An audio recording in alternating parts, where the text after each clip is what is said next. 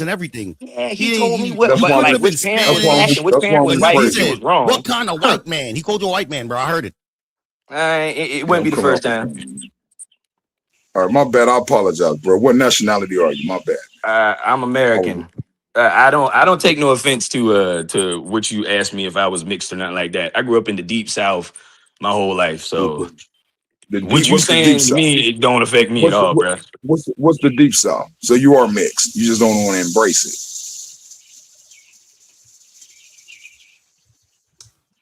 Wu-Tang is for the. Why you stuck, Wu-Tang youngster? is for the. Wu-Tang is for the. I'm not stuck. You just, oh my goodness, bro. You were really slow, bro. Wu-Tang Clan strikes again. You're really slow, Bishop. The jizza. Inspector Deck, record the shit. You gone, Capadonna, Master Killer, Street Light, Red Man, Law Mathematics, Ghostface Killer. Hey, get your geek, man. Rest in peace, ODB, man.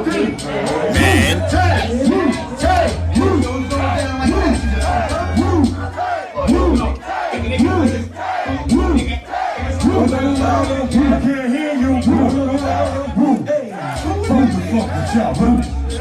Man, I'm gonna come back and holler at y'all here in a second. You can deal with this real shit, huh? Run, nigga, run. Thank goodness. Man.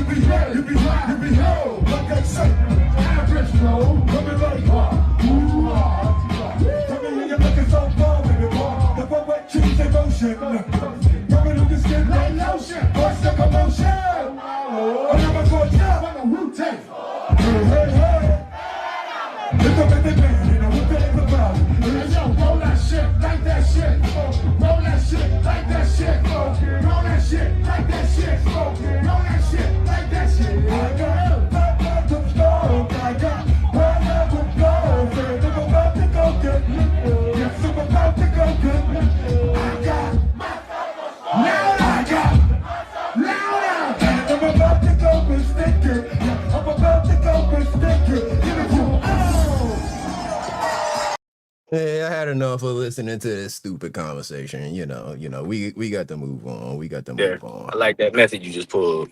Yeah, we got to move on. Just start playing music over, show Ant some of the real hip hop, some of the real goats out there. Yeah. Some of the real goats. I did want to review a video real quick. And it was in reference to, I had played the Ryan Davis and earthquake situation, or, Ryan Davis talking about the time the earthquake had to check him, because he was a young boy that hadn't really done anything out there in the game, he didn't have no specials or nothing like that. Drop Queen, shout out to the Drop Queen in the building. He didn't have no specials or nothing like that out there, but talking about he the greatest and all that. And look, that's fine. If you are coming up, whether you are artist, comedian, whatever, you want to say that you great and all of that, that's fine.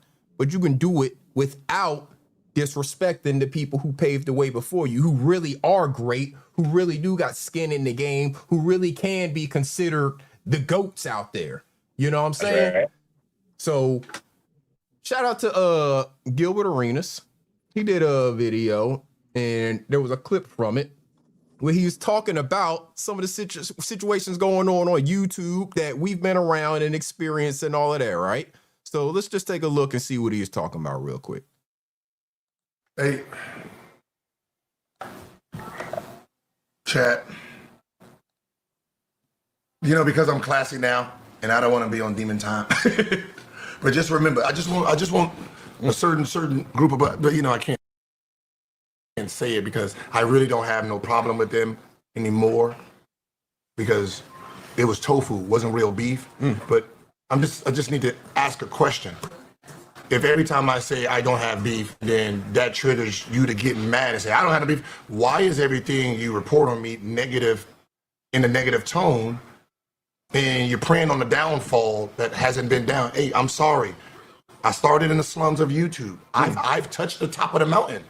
Even if I come back down, I actually had the balls and went up there and touched it. I seen what I see in the last 4 years. I seen and touched it. So y'all obviously know who he's talking about, the situations and stuff that he's talking about. Let's continue. Sitting in the same spot, talking about me. What does that do for you? Like, I'm confused. Like, I need to ask you, for you to be happy of my success, what do I need to do in your life? I own my name now. You see this channel? I own it 100%. I will surpass you again, and I'm gonna own it. What do you need for you to leave me alone? Do you need to go get me what, a $20 million a year sponsor? 60. And still own 100%? If I do that, will you leave me alone? Like, what do I need for you to just say, you know what? I'm proud of you. You did it how I said you should do it. Because you said I need to own it. I own it. You see, on the page, I own this page. So I own the page. I own the name. I got the studio. I'm a boss. That means I get to hire and fire. Like, I didn't have that power before. So if you wanted to fire somebody, I had no control, but I get to hire, fire. I get to say what's going on. Meaning, if you don't like someone that I hire, you have to come through me. And then I get to make that ultimate decision, okay? So what do I need for you to just be like, you know what? You did good. Let me finally leave you alone. Like, all right, come on. What does it take for someone to recognize that a person has done things that you have not done, that you have not been able to bring yourself to do for whatever reason, whether the opportunities weren't offered to you or whether you just haven't put your position in the play or haven't put yourself in a place for those opportunities to be offered to you because of the way that you refuse to network? What does it take for you to understand where a person has been to places that you haven't been, had experiences that you have not had the opportunity to have? It's been 4 years. It's been 4 years. What have you produced for your fan base in 4 years to say, you know what, you doing bullshit? Or you just looking at people trying to do bullshit and just talk how bad they're doing at the bullshit that they're trying to do. At least I'm out here taking my shots, my nigga, right? I'm out here shooting the jumper. I'm not saying don't pass me the ball. No, give it, I'm gonna try it. If I miss, cool, I'm gonna come back. Game 2, game 3, game 4. So come on. Like, at least do your fan base justice and give them like some truth. That's the best thing I've ever done. I told the truth because I know that you and your people was going to twist the truth. Facts. We all sat around and watched that happen. We saw Gil speak the truth. We see other people who only have negative things to say about him constantly twist the truth. I said I sold my page. I said I only had 50%, but I also said when my contract is up, I will own it. Now I have the infrastructure. I created another page to put the show on. All I have to do is just go out there and get investors to invest in my new show without giving up any percentage whatsoever. I thought you said that's what's boss moves. What did he do? He did something one way. We watched him build a studio. We watched him build a platform. He watched him get sponsors. He did it one way. He learned from the way that he did it that first time. He's doing it all over again, but doing it a different way this time. Game's back on. But if I ask, what have you done in those last 4 years, then I'm be on camera. But I don't have no issue with you. I'm sorry. There's nothing there's no issue. I've done nothing wrong to you. I supported you, and that's all I've done. We had a little miscommunication because I thought I did something wrong, but found out I didn't. So move on. Why the fans leaving? The fans is leaving because they don't want to get their ass. No, they probably at the concession stand. No, they leaving. They're leaving right now. No, not yet. The concession stand. But fuck you. Listen, I'm gonna just tell you one thing. I spent $200,000 on my seat. I'm not leaving. All right, I wouldn't leave you. Yeah, I'm not leaving. I might fuck around and take that chair with me. I'm watching the game. Who the fuck has a mark? Who's number 11 for Marquette? That's a great question. Who is number 11 for Marquette?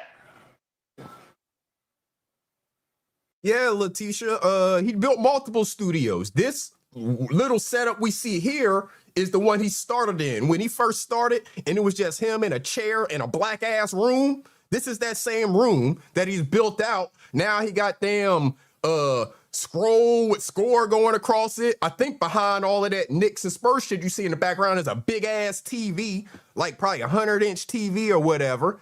Plus they looking at a whole nother TV. What'd you say? I said, I think it's multiple TVs. I think that's the studio in his house. That's the one that got all them TVs in the back. Right, right. This is right. This is the one. This is the one in the house. This ain't the basement studio. This the one that he was doing the show. Like I said, when he first came on YouTube, we saw him sitting in a room. The whole room. He had that one big ass throne chair. Yeah, that throne chair.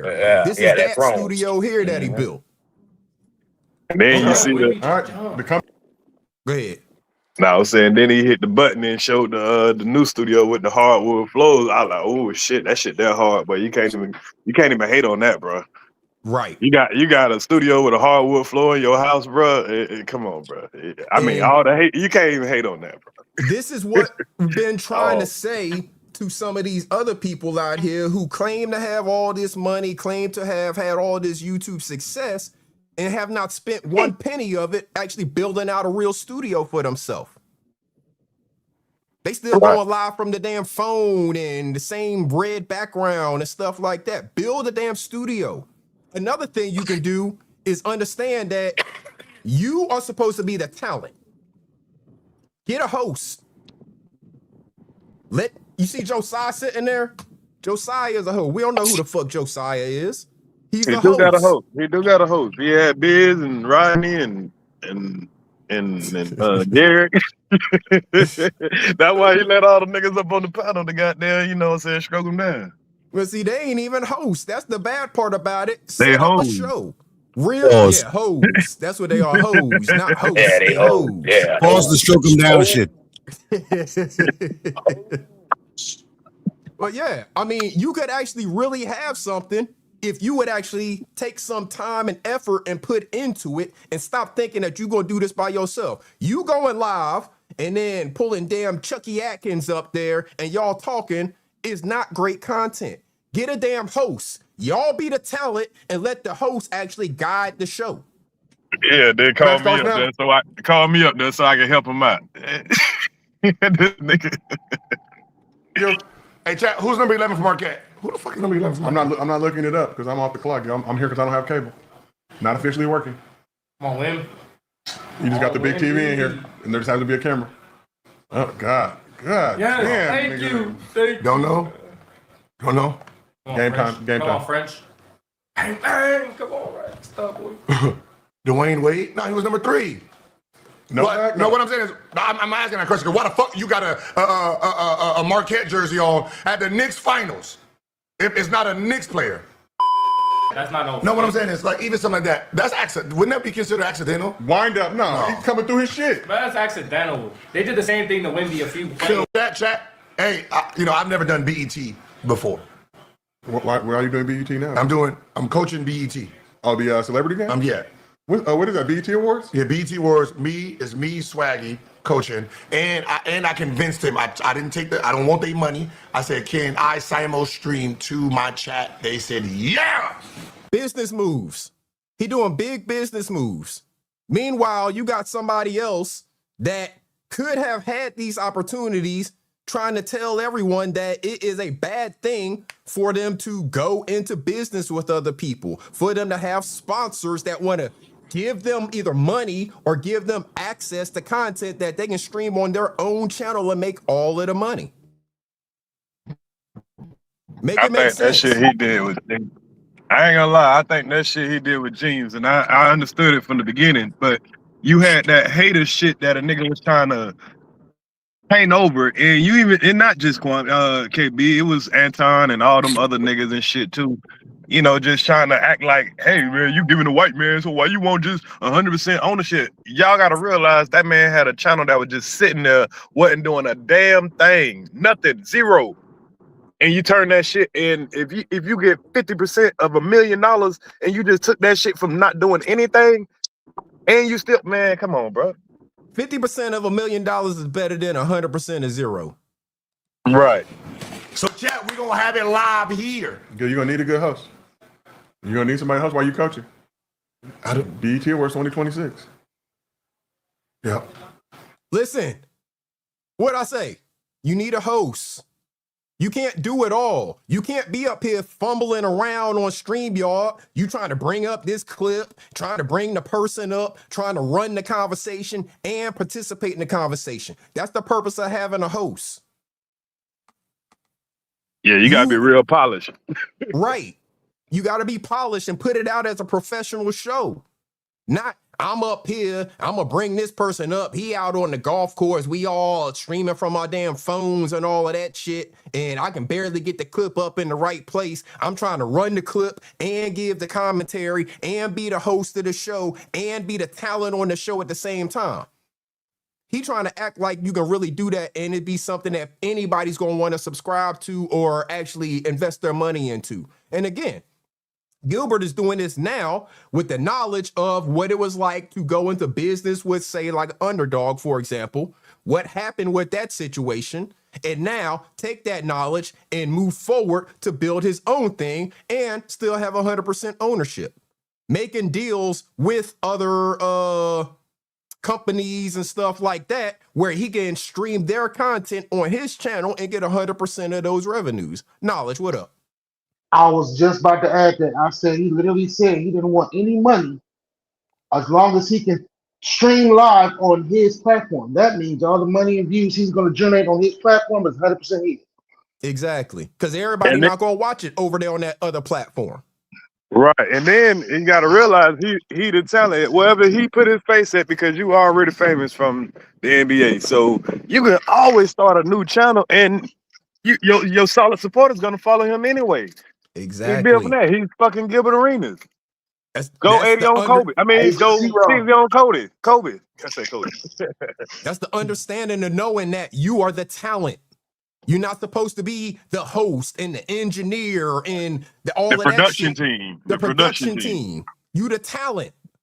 You get up there and you talk. You show up when it's time for us to turn these cameras and microphones on and you talk. You got other people who is handling all the rest of that stuff. People who go to school for that shit. Because I went to a little bit of school for that shit. I went to a little digital filmmaking school, and when you see how much shit go behind a real studio production, oh my god, ears, that shit is amazing. I ain't gonna yeah, That's a lot of shit, but that shit is amazing as fuck. Exactly. Right, if no one's ever been in a TV studio and seen all the chaos that goes on when they just trying to do a 30-minute local show, imagine what it is for a national broadcast. Right. Exactly. Or a movie. You know what I mean? Right. And you got this person who is the talent who has seen that. They've been in those interviews and in the professional environments where they doing this. What makes you think that you can go home and now you just going to do all of the stuff? And anybody's going to want to see that, and anybody's going to want to sponsor that or pour into that, other than the cult that you have following you. And the fact that they were paying all those employees, he didn't have to come out of his pocket to pay the people to do all that. You can get somebody else to pay all the people. You can still get your name out there. You still get 50% of it, and you get to build a new channel that's 100%. They ain't getting no piece of it, and they get to leave all the equipment when they're done because the contract gonna be over. So and I mean, like, it's a win all the way around. And you get all of the knowledge of watching them build it. Because none of us, well, maybe y'all did. I never knew what the fuck Underdog was until Gil put it on the map. I ain't gonna lie, that was the first time I heard of it too. I told you, Iceberg. Iceberg, remember what I told you that last time I was on the panel with you? What was that? What I typed in the back chat. Pause. I don't remember exactly. All right, I'll just have to type it in the back chat again because I'm not gonna say it on camera. But here's, I said clearly it's something you told him on private, so he was talking. Well, nah, it was about all that what y'all talking about like all that behind the scenes stuff with Kwame and Gil and all that stuff, man. about underdog. Yeah. Look, Yeah. remember I told you I was training the VP of content and like the president and all that of underdog. He like that's my homie. Right. Yeah. I remember you telling me that. Absolutely. Yeah. And so Gil got to watch Underdog build it out. Because again, all of us said we never even really heard of Underdog until Gil put it on the map, right? So Gil got to watch them build it out. He paid attention. And now he can build out his own thing like that, where he is the one cutting the checks, like he said. He is the one with the hire and the fire and ability. DC Block, what up? Crying by the cry and hate. I don't, it's a personal. That's whatever's going on with it. That's has nothing to do with me, man. You know what I mean? Like I can't. There's all I can do is just try to keep succeeding, keep moving forward. Sitting in the same spot. On the porch, just yelling at all the new people that's coming in out of the neighborhood. That's not life. You know what I mean? You know what I mean? Just put a goddamn dog in the house. What you doing over there? Like no. I need to get out, get some exercise myself. You know what I mean? I did 3 years. 3 years of a show, #1 trophies. Leveling up to another level to do some more big shit. Was on ESPN. Like I didn't know nothing about YouTube. Was on ESPN 2 times. How many times? 3 times. Okay. 2 in studio, 1 on a little thing. I think I did 2 of those.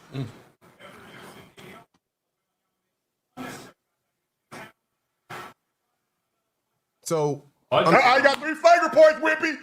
The gist of it, I think we all get. What did we watch him do? We watched him build his platform. We watched him get a sponsor come in. They built it even bigger.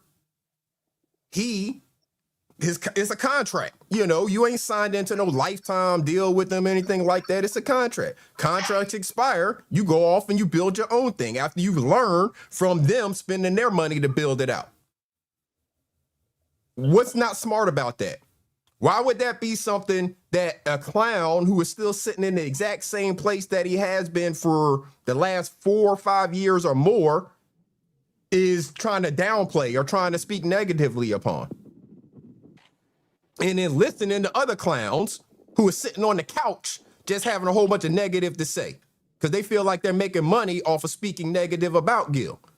Meanwhile, we're watching Gil just stack up money, stack paper, relationships and networks. I think the answer is lack of understanding and comprehension. That makes a lot of sense. That makes a lot of sense. Simple answer, but it makes all the sense in the world. Yeah, lack of comprehension. I mean, if you don't understand the terms of the contract, or you don't understand how to do this or do that, like that's like me.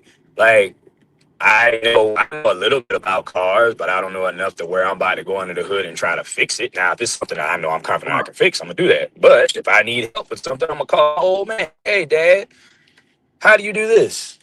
So what you just said right there, your lack of comprehension and understanding makes you call in people who you trust that actually do have comprehension and understanding in that area.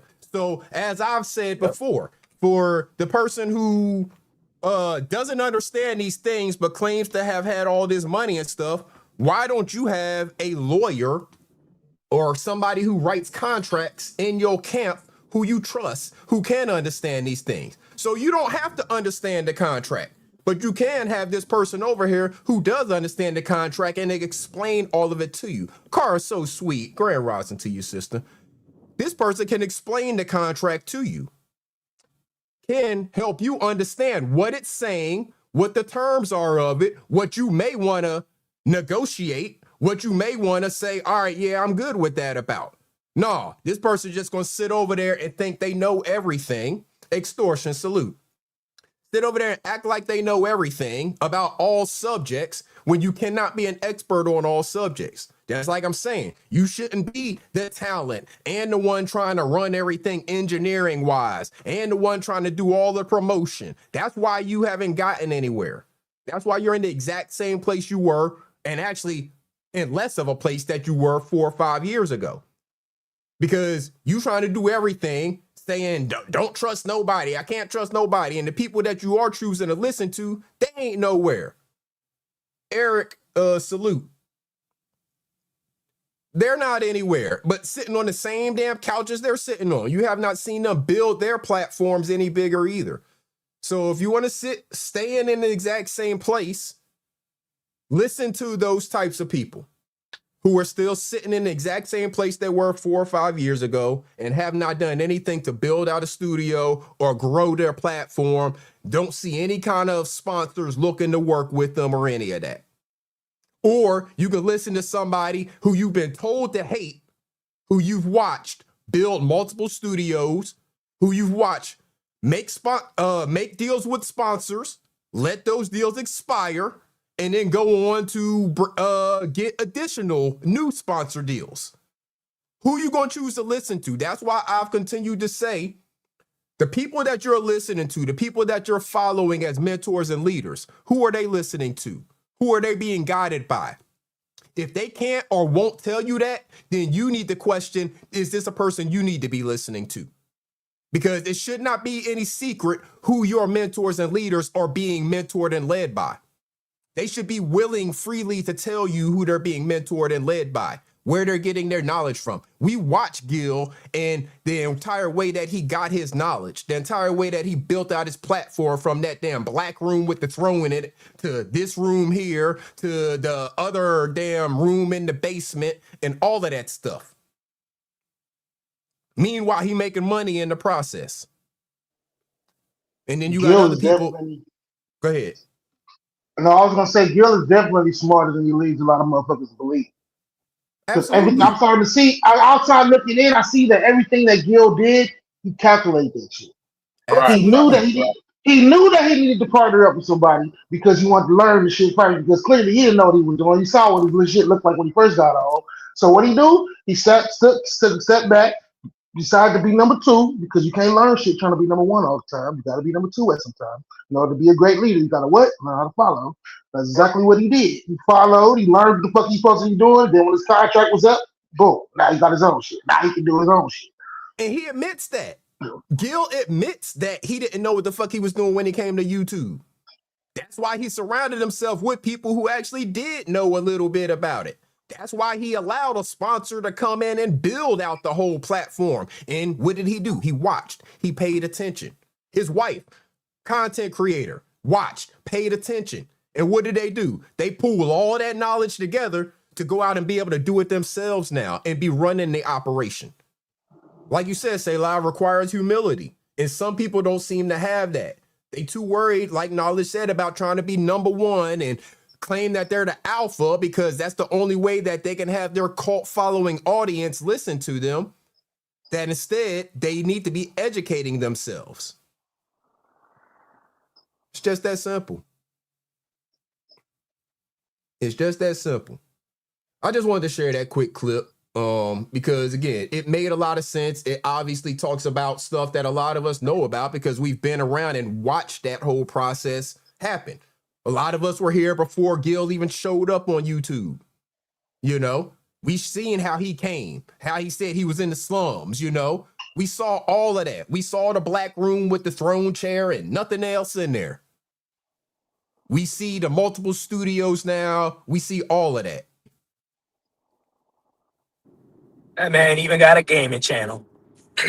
I mean, he playing video games, making money. Gaming channel, bro. Running up the numbers, like if you would think if you already a celebrity, you're gonna have that little head start. But I've seen some of them have that head start and then lose it all. There's a rapper, I ain't gonna say his name, I ain't trying to diss him, but just because you're famous don't mean you can hold the attention. But initially you're gonna get it.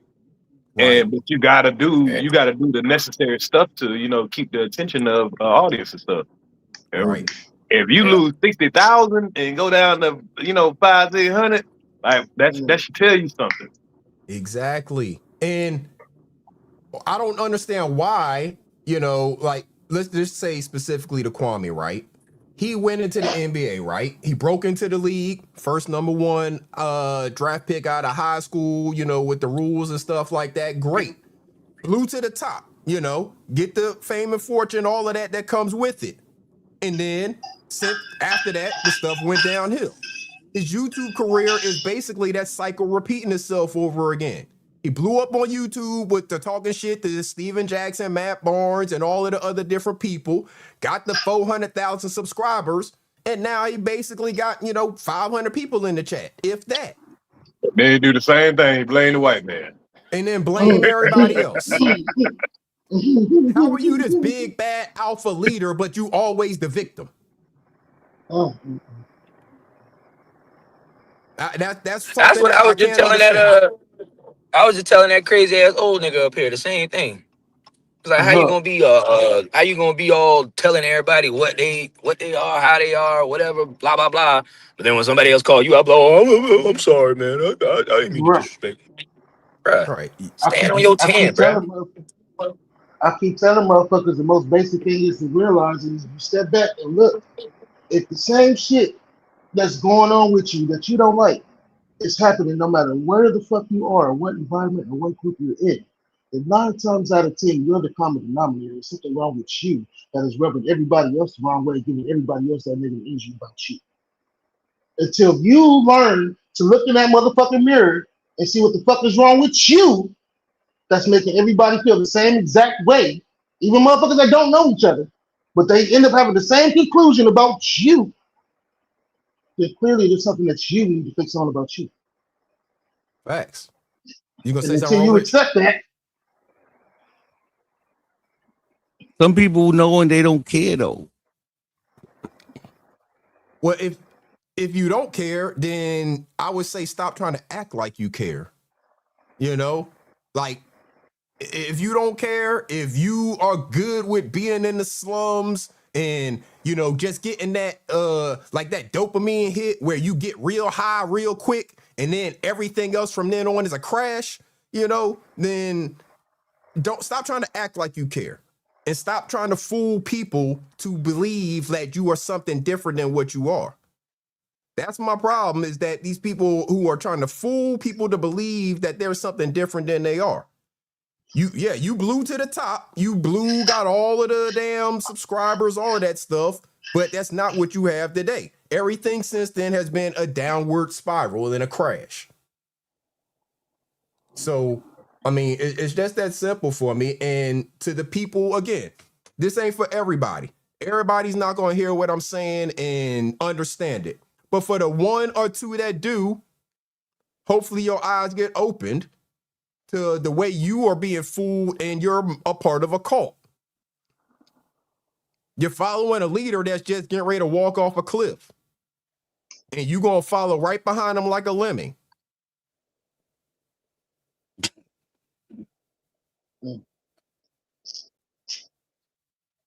I mean, it's just really that simple. It's really that simple for me. These people got to educate themselves. Stop thinking that you can do all things by yourself. You don't need nobody's help. We all need help out here. We all need somebody to assist us. Why don't you hit the link and ask that question? Why the hell are you going to ask me something like that in the chat? Don't ask me no dumb shit like that. The fuck? Like he ain't never been on the panel before. Right. Who that? Somebody worried about ears nuts. Man, he's talking about that drunk ass. Ears is on my panel. That drunk ass Myron, man. That nigga is obsessed with. Oh, it's my man. That nigga getting everyone. This nigga watch all my content, getting every one of my comments. That nigga sitting alive the whole time. Bro. I'm trying to find the drop where he cried, man. That nigga cried to Super, bro. To Super? Yeah, he's like, why you gonna do me like this? I Oh, hell nah. Bro. That's Super. But that's the wrong motherfucker you want to try to. That motherfucker will drag that shit forever. Devin ain't so, Myron. I'm gonna go back on my lives and look through all. I'm gonna find that shit. I had an issue with him one time, and I kept playing that shit over and over and over, and he was mad as fuck. I'm gonna find that shit, my brother. Watch. But then the old drunk niggas like him, I don't pay them niggas no mind, bro. Nigga, old and drunk, nigga. Y'all see, I be ignoring the shit out of people, bro. Listen, there's a lot of people that say things about me. Let me tell you, I don't have enough fuck to give. Niggas don't know me. This is YouTube, They my still- nigga. Let me tell you something. they still make If you have an those? opinion about the shit that I did on YouTube, you entitled to it. And that's what I was telling you earlier about Max B. He entitled to say whatever the fuck he want, and we entitled to say what we want about it. You know what I mean? And that's it. I can't say, yo, he shouldn't have did that. Go ahead and do it, nigga. Give me some shit to talk about. At the end of the day, Damn, I mean, I don't hold it against nobody. A nigga came to me yesterday and was like, yo, Moonlight was killing you. I said, word? I didn't see it. Ha ha ha. What the fuck? Simple as that.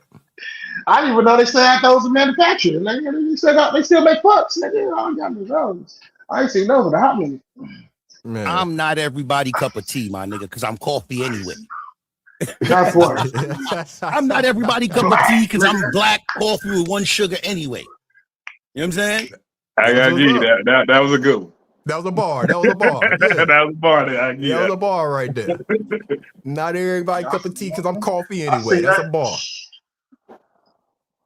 I'm just saying, bro. Like, I respect it though. I'm not against niggas saying whatever they want. It don't affect my bottom line. This motherfucker is so stupid. That's why I don't have people watching me because I got ears up here. But he's watching. The fuck? Watching though. Don't they watch you when I'm not up here too? Yo, Ayers, he wasn't here until but look, he didn't type until you got here though. Right. He didn't type until you got here though. But he was watching in the bushes, waiting for you to come he up. Waited for you. Waiting for a nigga. Waiting to say something. He been waiting for But you. you worse than my women stalkers, boy. Goddamn. You can't take it as disrespect when the nigga just want to be a fan. You know what I mean? Bro, that's all. That's why I learned. learned, bro. I learned, bro. Some motherfuckers just so fanned out that they hate you. Like MJ. You know how you a fan of MJ, but if you was back there in the MJ days, you'll buy a pair of MJ, but you'll hate him if he punishing your team. But you be like, man, that nigga great. That's how I look at it, man. You know what I'm saying? So it is what it is. Yeah, he your biggest fan for sure, Ears, because He not like that though. What you saying ain't what it is. He not gonna say that you winning. He gonna be like, man, fuck that nigga. Like he scored 50 points on y'all yesterday. So fucking what? Yeah, exactly. Because I scored what you did, nigga. Because I scored on his team, but he can't. He ain't gonna care about what you did. Fuck Ayers, nigga. Yeah, I don't care if he killed who out he killed, nigga. Fuck that. Yeah, drunk, old, just drunk and old at the same. Make no damn sense. Old and drunk and old. I'm sorry. I've been sitting listening to y'all for a second. I had a phone call and shit, but bro, niggas don't understand, man. Listen, man, I'm at the prime out of here, y'all. Of my life. Come on, son, we chilling. Don't leave. The reason don't leave. I got shit. When was the last time I was on a panel with Ears and Power is Knowledge, nigga? Come on, son. Niggas don't watch my shit. Yeah. They don't watch my shit, Iceberg. I gotta come here to talk to these niggas. One of y'all motherfuckers better go live. Shit. I'm about to be here all motherfucking day. I'm about to go live, but you know, I'm about to go live, but you know, I always come fuck with you anyway. Shit, that's been from day one. If I I'm about to come hit your link and we gonna talk some shit. I can hit your link, my nigga. Yeah, but you know, I'm talking about no questions about Sis, bro, because you have to drop me. I'm telling you right now. Well, you'll have to wait till I get into a messing one then, because the live I'm doing. I just want to talk about other shit. If you're doing Oh, that, yeah. If you talking about, you know what I mean? Because I don't want to talk about my brother with nobody, bro. Right, I got a lot of the shit last time. Bro, I ain't talked about nobody. Iceberg, bro. I ain't talked about nobody in a minute, bro. It's been all regular. I'm burnt out on that shit.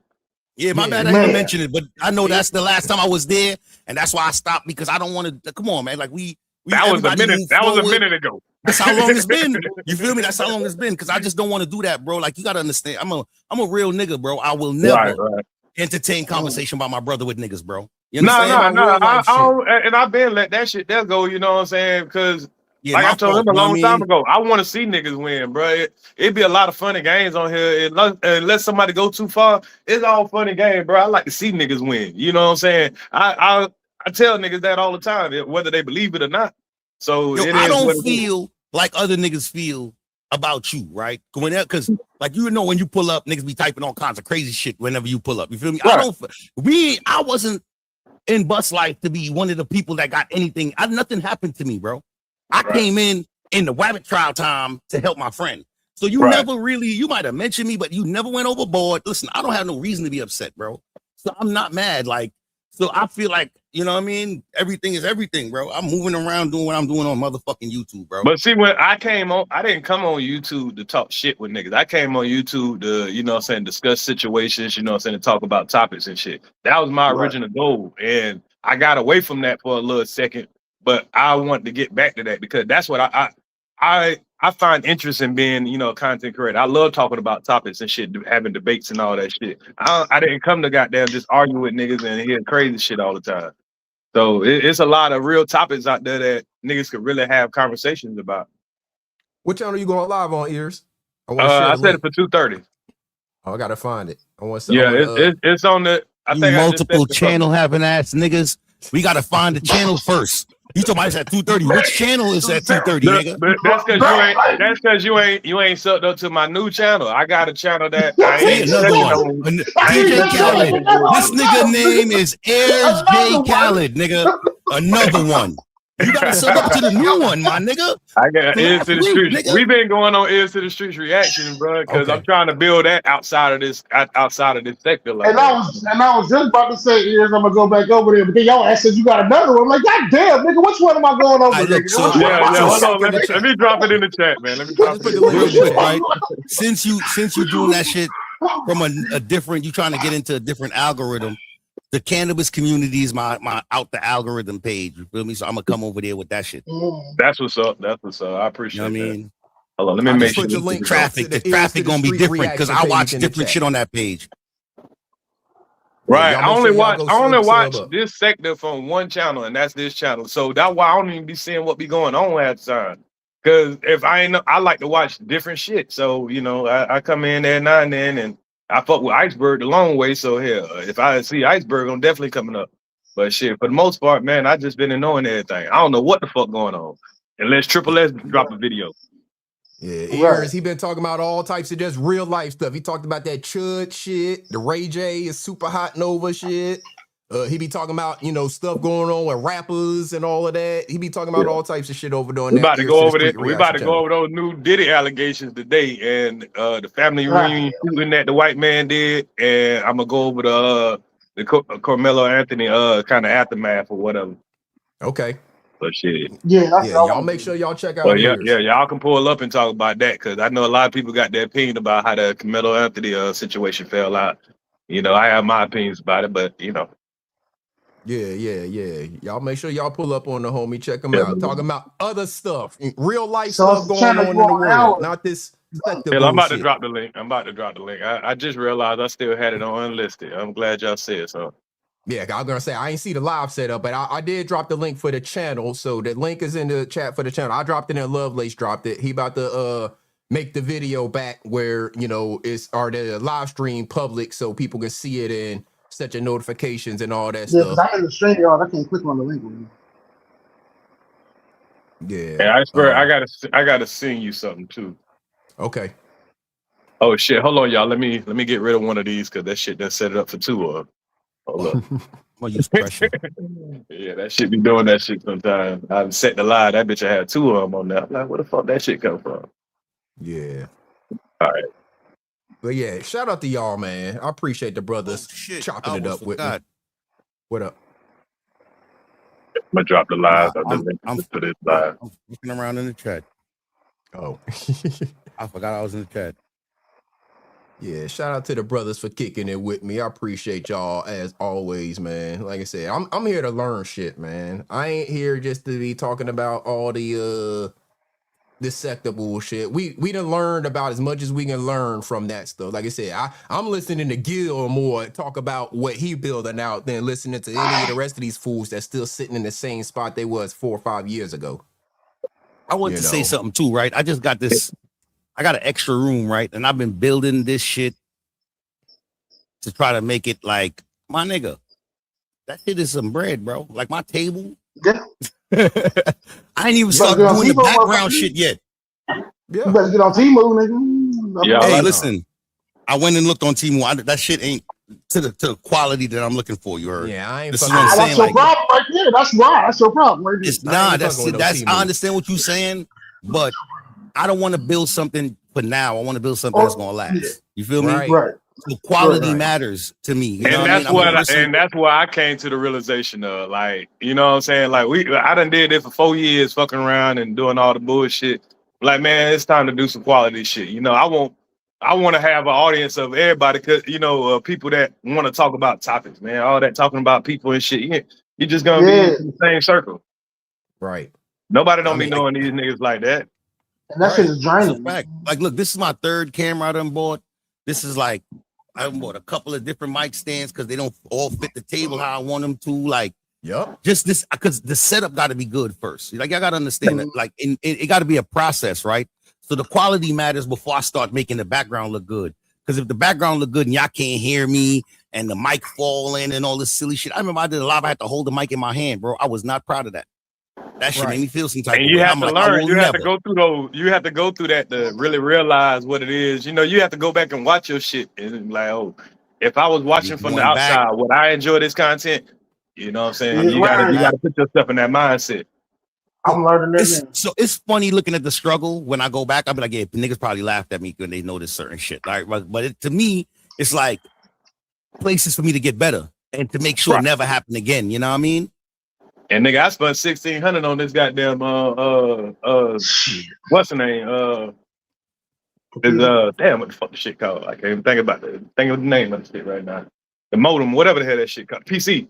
Oh, shit. You know what I'm saying? That's an investment. I was like, shit, I ain't buy that bitch for nothing. Shit. Right. Your PC was how much? Upgrade. $1,600. Hey, yo, bro.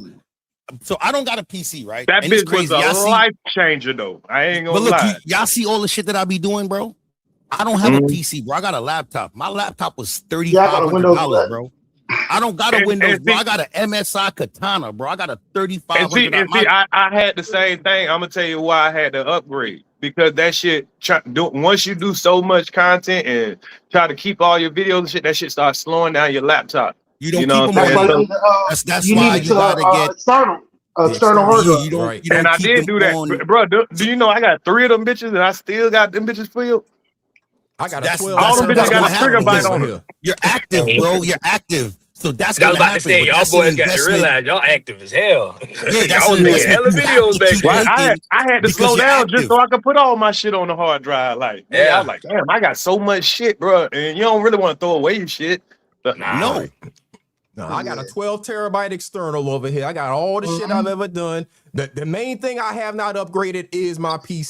I'm on an old ass laptop. I got, look, top of the line mic, Shure SM7, what is it, the 7DB or whatever. That's got the best nice mic. camera, nice lights, all that shit. I got the Rodecaster over here. I got the Elgato Stream Deck. I got all that shit. So whenever I get back on OBS, I'll be using that. I got all of that stuff. My PC is the next thing I gotta really upgrade. But yeah, shout out to Dropspot Pro 901. And that RAM and that's another thing I had got it for too.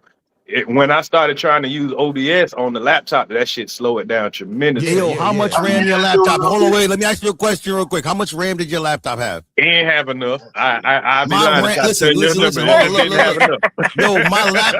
Yo, my laptop got 64 gigs of RAM, bro. Oh, okay. That's probably the difference then. You know, I had to learn how to be technical. You know, I'm a field nigga, so I had to learn to be technical. I didn't know all this shit. You know, I ain't know shit about, shit. Nah, I've been playing with these things since we was younger, bro. So my whole shit is once listen, I need convenience, you feel me? So I understand having a desktop, you feel me? But a laptop works better for me. And then once I realize we in an age right now, bro, there's another laptop that I want to buy where I could change the shit just like a PC, bro. Like I could upgrade my memory, I could upgrade the whole CPU, GPU, all that. Like my laptop that I got, I can't do none of that. Another thing that it helped me with too when I was thinking about doing more gaming and shit, because you can put all your games right there on your PC also and play it right there for your PC, and then when you're trying to go live Steam on or Xbox app or whatever, right, all that. It just gave me a lot of. Well, I mean, I guess I could have got a more powerful laptop or whatever, but it's all about convenience. If you got time where you could just keep that shit in one place, I'd be editing videos, bro, on the go. You feel me? I will grab this motherfucker from where it's sitting at right now and throw that shit in my bag and go to work and sit in the back and put together some shit. You feel what I'm saying? Right, So right. it was helpful to me to be able to take it with me because I don't want to. I used to edit all of those drops I made in the beginning. I did on my phone. That's why they weren't. Once I started doing them on my computer, they changed. They became different, bro. Right. That's what's up. Yeah, I use shout the out to Carl laptop for a Belton. lot of things, like you say, editing and all that. But you know, it just, I don't know. The PC, it definitely, you know, what I'm saying, it just gave me a little speed. Which, like you say, I could have just got a bigger RAM or whatever. But shit, that PC, it definitely gave me life. Mm-hmm. Shit, Y'all just talk last about the night. PC. Just last I was night, gonna I just found say, out that my I could cousin, he get had on a my. whole. Iceberg Go ahead, trying to leave, Knowledge. y'all. I know. I'm about to get the fuck off the Iceberg bench. trying to leave, yo, Capo. I'm about to get up out of here. Salute, Capo. No, Appreciate I you, I was just man. wanted to say one more thing about the PC, since I was all gonna y'all let it keep boys be going streaming too. and doing stuff, I know. right? I was gonna say this. My cousin, he's had his hard drive modem tower, all that stuff. He's had that since he was probably like 18, probably like 6-7 years ago. He cleaned everything out, added a new fan, new RAM, hard drive, all that stuff. And he got pretty much a brand new PC. All he did was just build it from the inside out. That was it. Yeah. That's all you got to do is upgrade your stuff, but you got to have the right motherboard that it can be upgradable and accept, you know, the compatibility of being able to upgrade and all of that. Or you could just take the motherboard out once you got a case. Your case will hold a different motherboard, bro. You could upgrade the motherboard, and that's the thing about the PC of having a tower is that all that shit in the inside you could take out and keep your original tower if you love the tower that much. You know what I'm saying? Absolutely. But I'm gone. All right, salute, Capo. Appreciate you. Yeah, that's my plan. Salute, That's bro. my next thing. And that's what I'm, you know, the contributions that I get from YouTube, I put back into it. Y'all seen me upgrade my camera, upgrade my mic, all of these different things. Rogue has all this stuff that I bought for the show. I bought from y'all's proceeds. Yeah, I put some money into it myself, obviously. But yeah, I'm putting the money back into it, you know, as opposed to not even building out a studio or nothing, you know, like some of these people around here. Nah, yeah. Iceberg went from doing the morning check-ins on his phone to now he's doing a show. Right. Exactly. Wait, Ears. But yeah, hey, y'all make sure y'all go check out Ears. He about to go live. What time you say? 2:30. No, I'm gonna push it up to 1:30, man. We'll go ahead and get this shit out I'm of the getting way. out of here. All I'm getting right. out of here. Yeah, so do that, 1:30 man. over at Go Ears, live, man. Ears. Yeah, we're about to go stuff. live. I set it for 45 minutes from now. So, you know, if y'all ain't doing nothing, come pull up, join the He gonna be conversation. talking about real stuff over there. I'll not drop none the of the link in case bullshit. y'all want to get in the conversation or whatever. Yeah, shout out to the homie Ears. Roll Rich, I appreciate you pulling up, Capo. Knowledge, salute to you. Hey, yo, Coach Splitter, salute.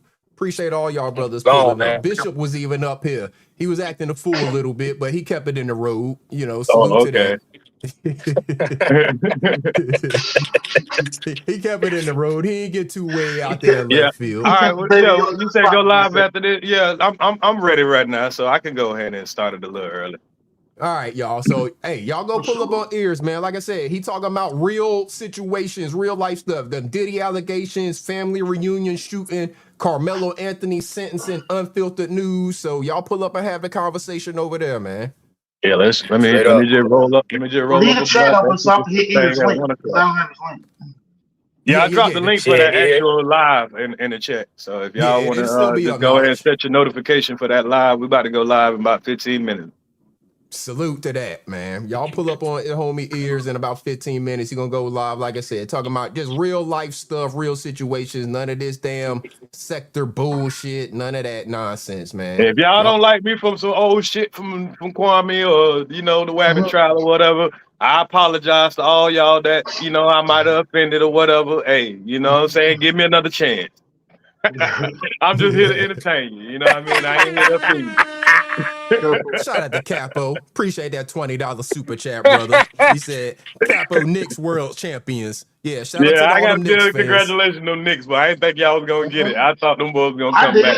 I told y'all Jalen Brunson wasn't playing. I said that. I said Jalen Brunson was Black Mamba mentality. I said that. Shout out to them Knicks fans. Y'all done beat up all the Spurs. They done beat up all the Spurs fans, man. I said, God damn. Yeah, bro, they was out there assaulting boys in Y'all the see with the streets, clip of the man. big ass Zion Williams nigga goddamn trying to fight all them New York niggas? Hey, before You should have showed that, Iceberg. hey, yo, shout out to me for getting that apology for you niggas. I got that man. apology for you niggas. Shout out to me, y'all. I got that apology for you niggas, man. Shout out to Roll Rich. On this bitch, man. For you to be a cowboy, your ass showed me how to up there for that little clap, nigga. For you to be a cowboy, you showed me how to up on here for that little clap, nigga. Shout out to Roll Rich for getting the apology. All the look, here's apologize to all the wabbits and anybody he offended out there. Give him another chance. He ain't talking about none of this sector bullshit. He ain't got no. Yeah, I ain't gonna bother scenes, none of y'all Roll favorite Rich, and content nobody creators like no more. I ain't gonna bother none of y'all favorite content creators no more. He ain't even on none of that. He talking about totally different stuff. So y'all pull up and had a conversation, man. Hey, y'all may even learn something or y'all may educate him on something. Either way, it's all appreciated. That's all it's about. Ears is born again. Shout out to y'all, man. Shout out to y'all. Yeah, I'm getting salute up out of here, man. Iceberg, bro. Salute. Yeah, go enjoy your day, bro. What's on, man? Y'all too, man. Ears, I'll be over there. Have a good day. I'll be over there. Y'all stay positive. I'll catch y'all in a minute. All right, now. Shout out to all of y'all, man. Appreciate everybody that pulled up, everybody who gave some input, everybody who educated me. Hopefully I did something to help educate you as well today, man. That's what it's all about, man. Hey, look, y'all make sure y'all do something good for yourself and do something good for somebody else. Even if that doing something good for somebody else is going over and just checking out somebody who you maybe didn't check out in a while, just see if you maybe have a different opinion of them. You know, sometimes you got to reevaluate things. Don't hold on to stuff too much, you know. So shout out to y'all, man. Do something good for yourself. Do something good for somebody else. Till next time, good people. I'm going to get up out of here. This is Iceberg. Salute to all of y'all out there. Now, as they say in your country, let us be out.